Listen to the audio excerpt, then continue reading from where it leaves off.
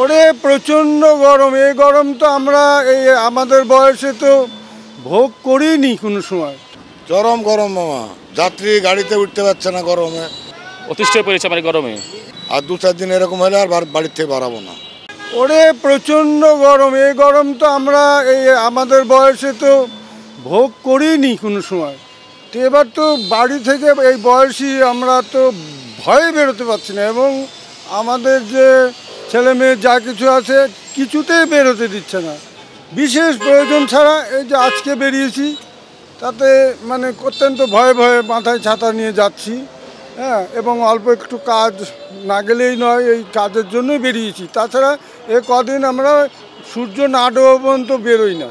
সমস্যা, আমার তো ছোটো নাতি নাতনি আছে, তারা তো গরমের চোটে এখন আমাদের ছেলেদের এক একটা ঘরে এসি আছে, সেখানে দিয়ে ওদেরকে বসায় রাখছি।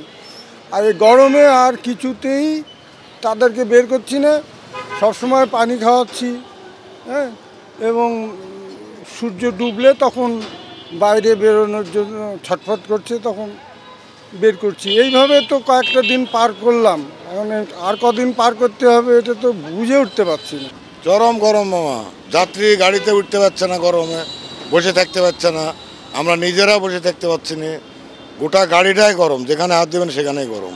হ্যাঁ, বৃষ্টি তো অবশ্যই দরকার, বৃষ্টি ছাড়া চলা যায় এভাবে, আর 2-4 দিন এরকম হলে আর বাড়ির থেকে বাড়াবো না। আমাদের যে চলাফেরা করছি, আমরা রাস্তাঘাটে, আমরা মার্কেটে কাজ করি, যে গরম, এই গরমে আমাদের খুব কষ্ট হচ্ছে, বৃষ্টিরও দরকার।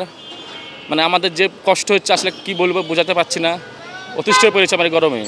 হ্যাঁ, আমার বাসায় ছোট বাচ্চারা আছে, খুব কষ্ট হচ্ছে, গরমের জন্য থাকতে পারছে না।